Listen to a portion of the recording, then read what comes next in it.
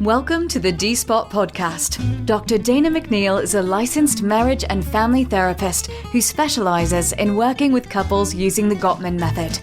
Her evidence-based practice provides support for the wide range of relationship issues that modern couples face. By using her open, affirming, and outside-of-the-box thinking, Dr. Dana is able to approach her work with couples by bringing both insights and tools that reflect the realities of today's complicated relationships. Dr. Dana features guests on her podcast that include a unique array of celebrities, CEOs, influencers, and everyday folks who are all working on navigating new conversations about how society views what goes into a successful relationship. And now, here's your host, Dr. Dana McNeil.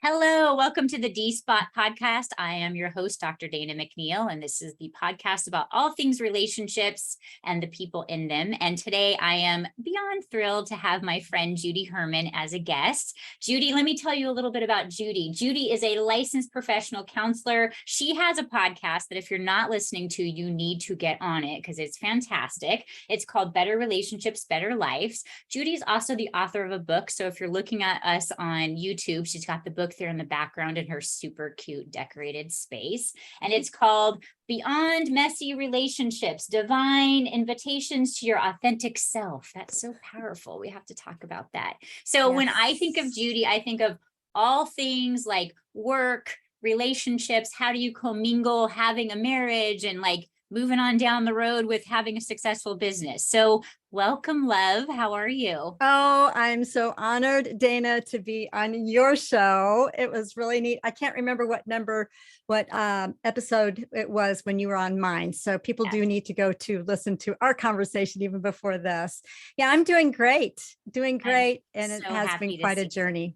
Yep, you are awesome. Remind everybody, if they don't know, where do you live in the world? Where in the United States are you? Good question. I am in the greater Chattanooga, Tennessee area. So I am licensed in Tennessee and Georgia. I actually live in Georgia. So it's North Georgia. I tell people, well, it's Flintstone, Georgia. I tell people it's Yabba Dabba Doo town. So, but if you don't know Flintstone, Georgia, you'd blink and go through it. So that's why I say the greater Chattanooga, Tennessee area.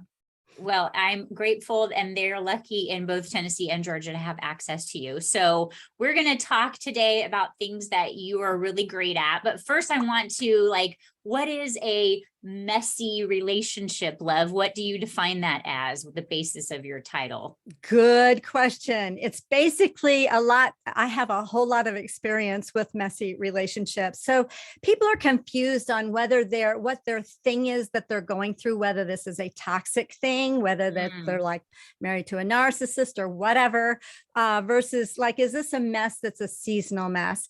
So my messy relationships, I think number one, if two people are willing to come to counseling and there's a mess going on, it's very normal, because I don't know if any of us can go through living with another human being under the same roof and being married or significant othered with that. You can't have some kind of messes going on. So what we want to do is we want to move through them.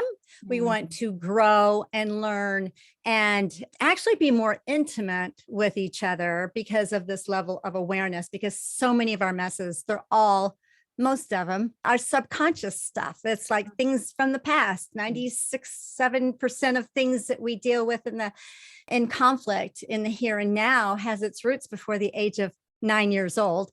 So we need to raise our level of awareness about how we as human beings or as an individual are co-creating the mess that's going on between two. So we're bringing our baggage in, we're dragging our steam trunk of stuff from our family of origin. We bring in what modeling we've had from our family of origin, and then we have expectations that are created around that. We're not talking about our expectations, and then that leads to conflict, which is 100% normal.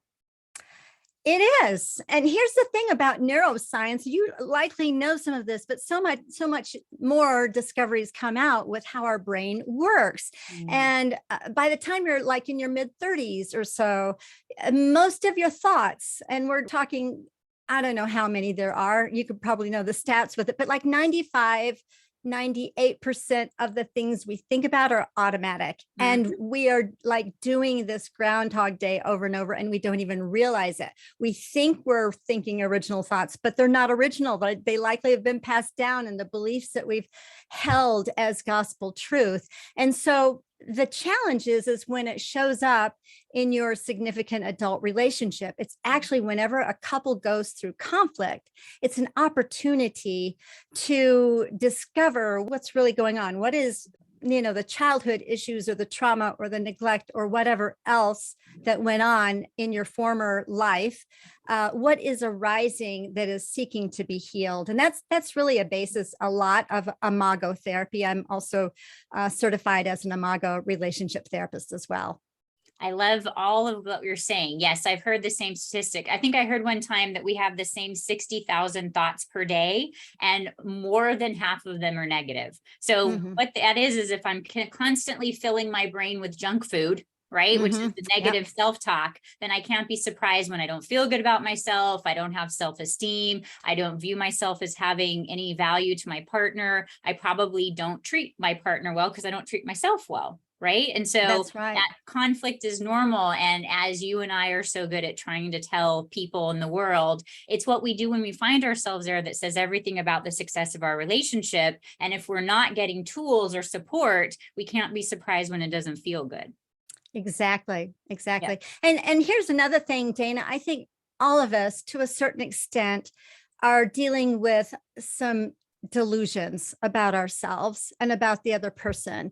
And my story is such, part of the reason I wrote my book is my second husband had a very severe mental illness. He was when he was well, very intelligent, relational. We had a remarkable partnership, but his illness could be triggered by stress. And so what I've learned from having lived up close and personal with his illness, and I realized that so many of us, even quote unquote, those of us that don't have a severe mental illness, we all have delusions. And those delusions are like, we think that we can actually live another person's life. We think we can think their thoughts. We think we can make their decisions. We think that we can control them when we can't. And so a lot of the conflict shows up when we are in our delusional space. And it's an opportunity to get tuned in to doing you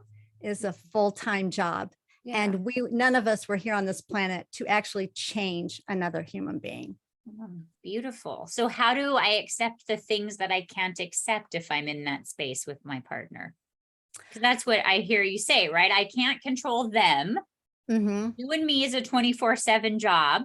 I've got to find a way to accept the things that I cannot change, or find the acceptance around the things that are unacceptable because I don't feel like I can control them. Do you have good tips that you learned about how to navigate that? Yes. And you and I both know, because we've been trained by the Gottmans. And what we know is that some couples will have this delusion of thinking that they can solve all their conflicts. Well, that's simply not true. But it's 31% of conflicts that are resolvable, and then another 30 or 69% are unresolvable. Yeah. So there does need to be a shift in our expectations. Now, here's where the problem is. Okay, so if you're an extrovert and you're married to an introvert, and you want that the other person to be like you, that's likely not going to happen. That's probably in that other 69%. How can you accept that? How can you appreciate their differences?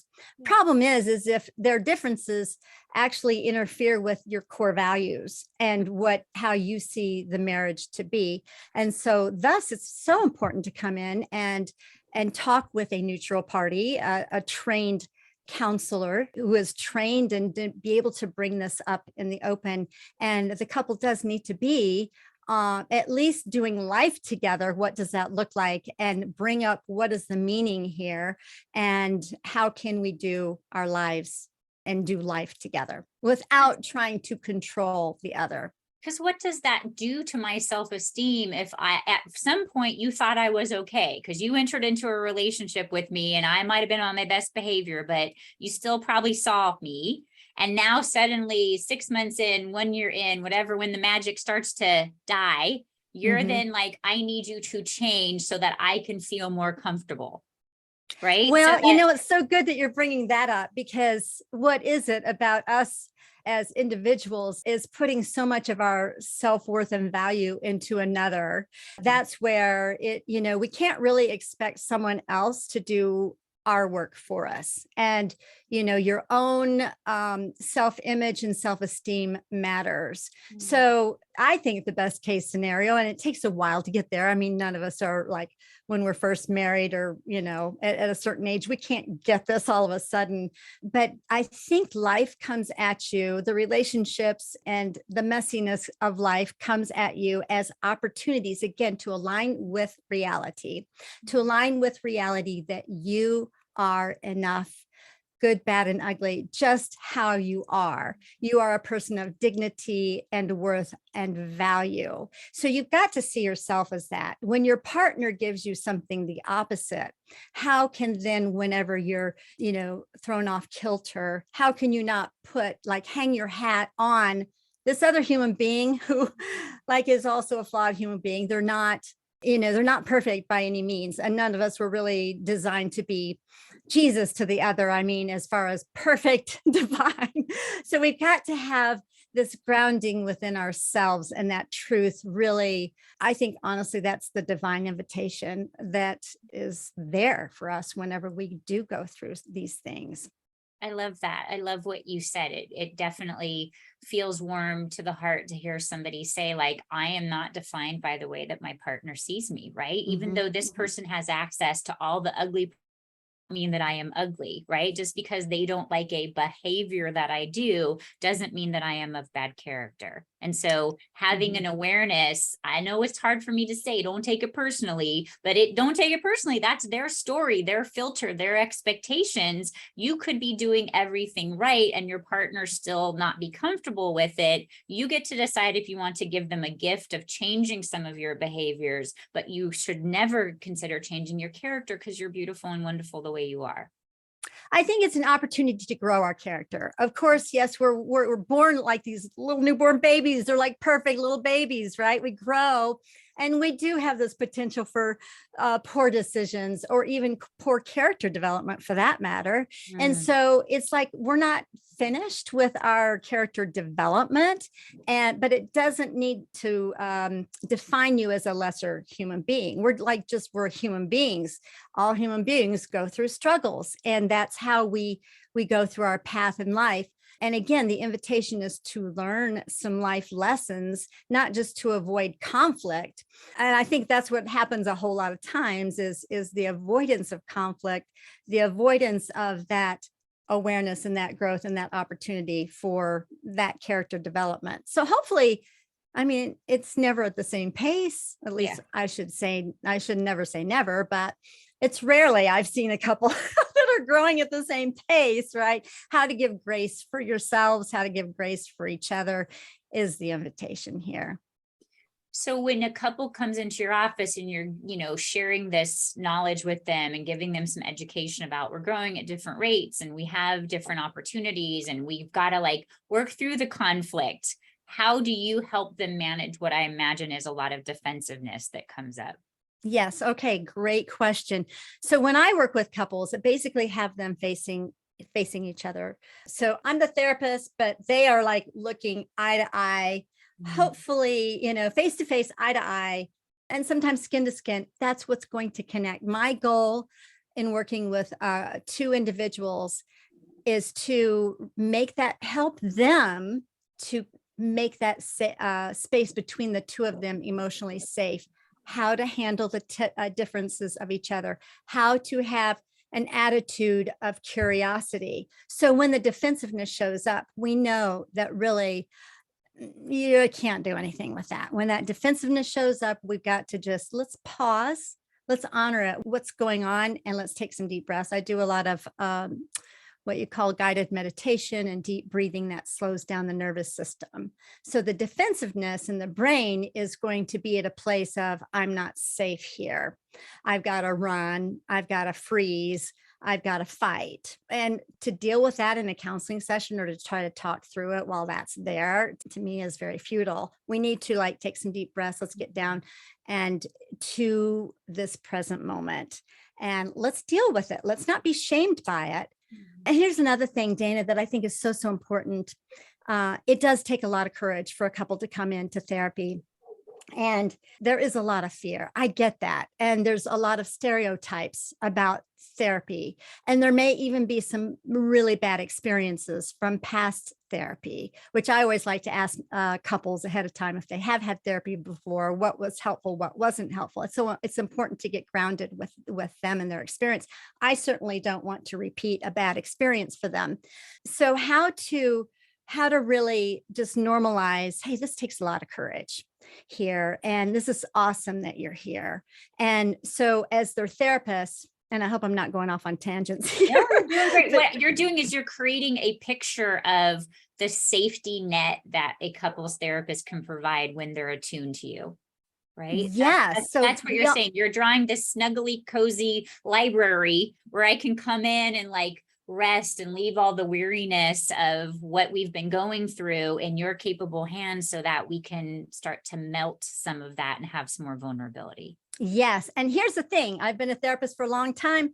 And here's the trick. They might be able to do that in my presence, but once they leave it in the parking lot, they're having a knockdown, drag out fight. Why did you say this? Why did you say that? Yep. I see it. I can look out the window and see it at the cars at my office too. I got you. Yes. So it's to help them to have the tools to do it. It doesn't happen in one session. Sometimes it does. I mean, I see clients for at least a 90-minute session. I don't try to do it in less than that. But yeah, to have them want to come back for more. And I guess here's where I was going with that other thought. So we all, as human beings, have developed defensiveness. We've learned how to survive our childhoods. And whether that was an outward traumatic childhood or whether it was covert, you may have had the best family and the best siblings and the best family life in the world, but there's still some things that you went through because we are all imperfect people, but we learn how to move toward pleasure and away from pain. And so we take these strategies that we've learned that worked so well in our childhoods, which we actually needed to survive our childhoods. Absolutely. So when we bring it out, when we bring it inadvertently into adult relationships, it's actually a weapon of warfare against your partner.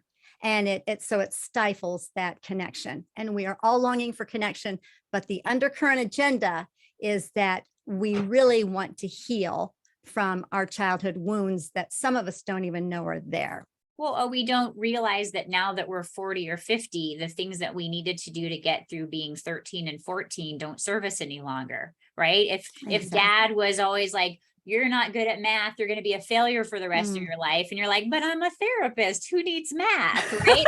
that doesn't serve me to carry around this belief that I'm a failure because I can't do something that my parents valued. What do I value as a human being?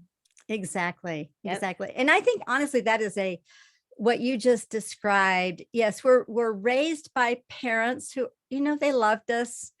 Most of the time they loved us, right? They're flawed human beings. They have their own stuff. And so the way they parent is how maybe their grandparents parented them or, your grandparents. And so that's the reason to come to therapy in the first place, is to break through some of these set patterns that don't serve you. And then also to raise your level of awareness on, what is really going on here in the here and now? And what's old stuff that I need to let go of? And how healing it can be to have that be in the presence of your partner. Yes. Right? That this person can hopefully start to feel less personal when they see you talking about your experience and why I've always viewed myself this way and what behaviors I do in response to it. And what are the things that can trigger me? You suddenly get to be a companion in helping soothe them. So there's things that you can do that when I get these triggers, you can remind me that I am a good person, or that I am good at math, or that my dad didn't understand me the way that I wanted to be understood. Whatever that story is, your partner can become part of the healing process. And then we can start doing different behaviors that are kind of all co-created in the space of therapy. There's some key words, I think, Dana, that you shared. One is partner. Yeah. You want to be a partner with your partner. You don't want to just like have these separate lives or see your partner as your enemy and or whatever, but that is partner. And I think another key word is that co-creation. And it's so easy as a therapist. I mean, it's so a lot easier for me as a therapist to see it in other people when I'm working with them. And it's kind of difficult to see my own stuff. Sure. Like it's kind of like you can't see your own stuff. It's kind of like when you're in the jar, you can't see the label. And that's another reason to go to a skilled therapist who really can see the things that you're blinded to. We all have blind spots, and it's so valuable to do that. So I know that on your podcast, you work a lot with couples that work together, right? Or that have businesses together or find themselves in a stressful situation where maybe some livelihood is dependent on their co-creating something positive. So do you use these same skills, or are there specific things that are geared towards these couples that you like to try to teach them how to embrace? Oh, that's a great question. Yeah, a lot of my couples are entrepreneurial couples, business owners. Some have learned, and I've just so loved the guests on my podcast because I've really learned a lot, Dana, just by being in their presence, and it's been wonderful. So actually, I use my podcast episodes as homework for my clients a lot of times. So I think it's the same methodology, so to speak. It's being able to see your spouse, your partner, as someone who is deeply loved and a person deserving of respect and dignity. And if you can see that person that way, well, you've really got to be able to see yourself that way as well. And so for a lot of people, they don't have that as a baseline. And so how can we in this journey of working together really learn how to honor the otherness of the other person and to even see them as a gift, like even with all the stuff that they have, all the issues, all their family of origin stuff, which by the way, most couples are really good at identifying what's wrong in the other. Sure. Oh, this is your stuff from your mom showing up. I knew this would be here. Yes. It's kind of funny because so many times I'll have couples and one of them will want to take the role of therapist. Like that doesn't go over very well. So I have to kind of like reel them in a little bit. Hold on, let's just, I'm a therapist. Let me help you with this. But if you can change, I think it's all about changing your perspective. So whether you have a 9-to-5 job, whether you're an entrepreneurial couple, whether you have a traditional marriage or egalitarian partnership, it's all about it's learning and growing, seeing your partner, your spouse, your loved one that you live with and do life with and wake up every day to as a mirror to your own soul and the blind spots to you. Even with all of their issues, they likely are seeing some things that you can't see in yourself. And so how to honor that, maybe you have to kind of weed through, okay, so what is it that is actually toxic that I don't even need to listen to, but what is the nuggets of truth that may be there that I need to learn and grow from? I love that in your defensive,ness, maybe if you reframe it, your partner's an advocate for you and you're just not seeing it in the moment. It could be in the defensiveness too, that, trying to protect yourself. Yeah. Right. Trying to protect. When you get into that protective mode, you're not in connective mode. And Okay, why so do I need to protect myself from someone that loves me? What is coming up for me? Can I more identify it to something that's an old trigger versus something that my partner's actually doing to me, and notice the difference in those moments can really be helpful to have a therapist kind of like tap you on the shoulder emotionally and be like, can we talk about what actually is happening versus what is going on for you in your relationship? Yes, absolutely. And here's the thing I've learned too, Dana, you probably have seen it when a spouse or a person goes into fix-it mode of the other one. That is the biggest turnoff. It's the biggest, I think, block on so many levels. So when you can kind of slow down and be curious versus judgmental, and it can be smelled from a mile away when a person is, let me try to fix you here. That doesn't work. That does not bring connection. But what does bring connection is, every one of us, we long to be felt. We long to feel felt by our partner. So if we feel felt by our partner, and that can be an exchange. That's a beautiful thing. We may not have even solved whatever the conflict is or whatever the differences are, but if you can align to the point where you feel felt by the other, that is a great foundation for, okay, let's see how we can, what tools do we need now to get us past where this blocked space is. I would say that's probably one of the biggest challenges for us as therapists to help couples feel that way, because oftentimes they're coming into our office and I'm fixing your feelings because I don't know what to do about them. And I feel like my only role for you is to be your hero and take away your distress. I don't know how to take away your distress. So I'm going to override or minimize, not intentionally, but like try to manage those down so that you don't feel them as much, so that I don't feel like I'm as much of a failure in your life.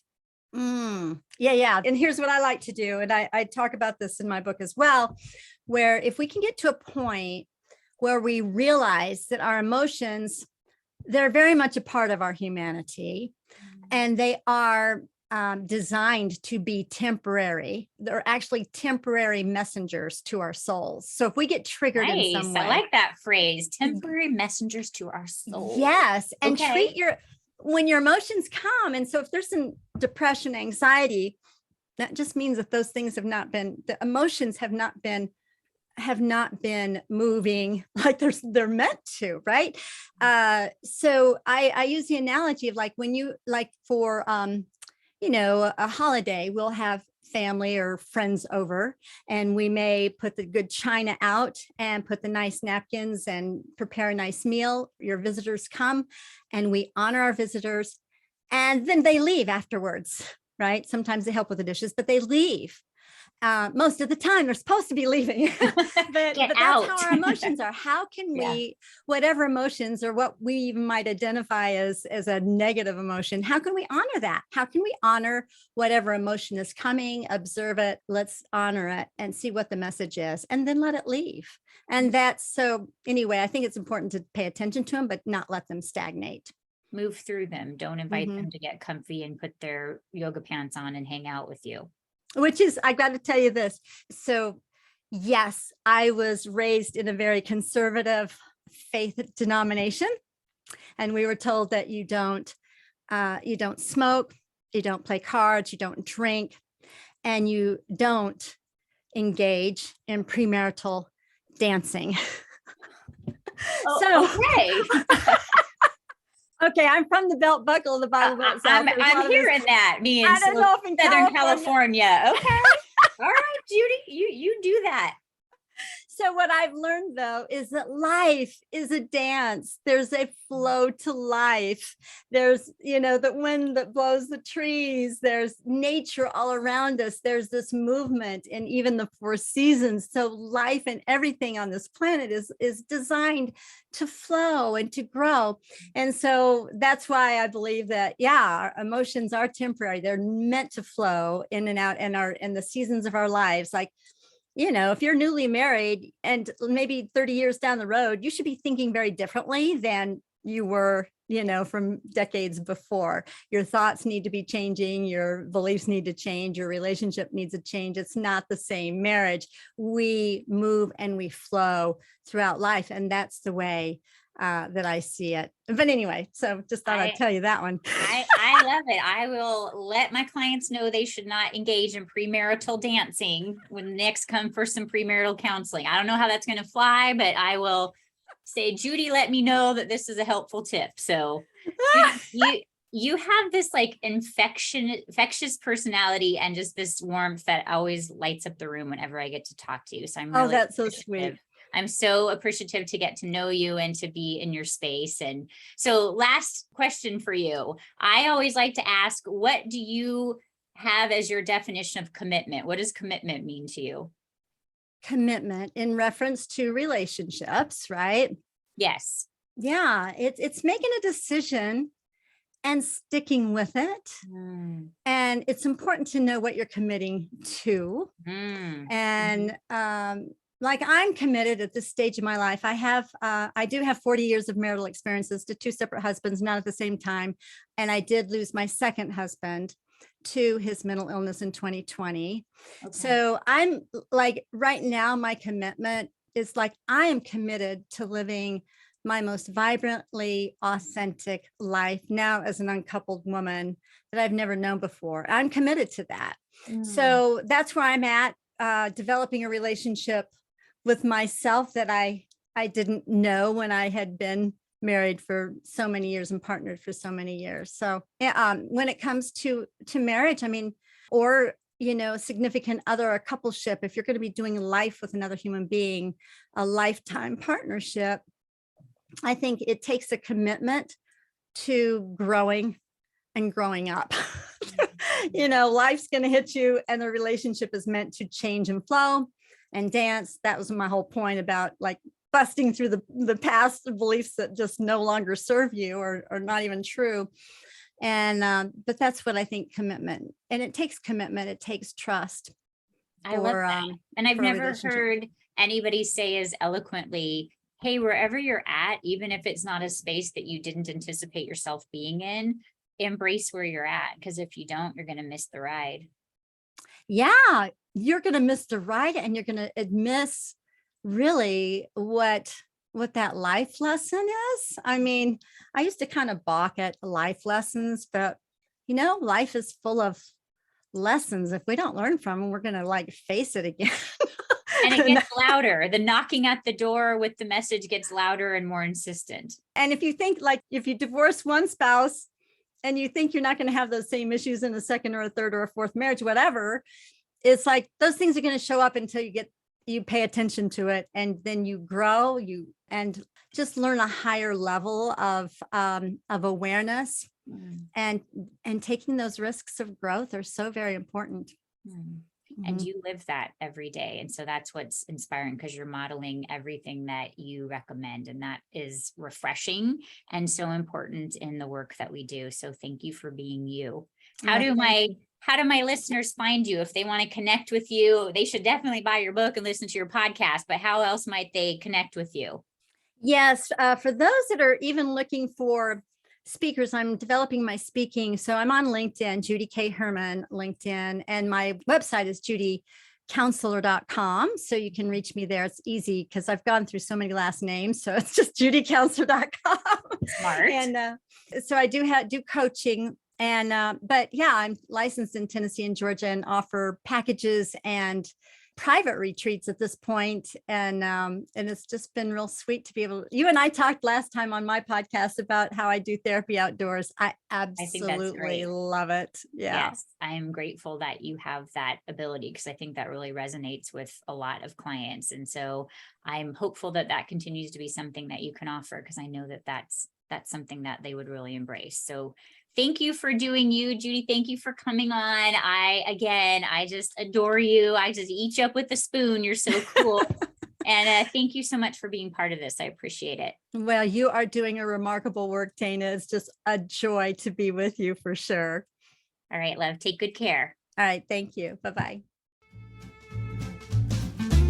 This has been the D-Spot Podcast with Dr. Dana McNeil. To learn more about Dr. Dana's practice, simply visit us at www.danamcneil.com.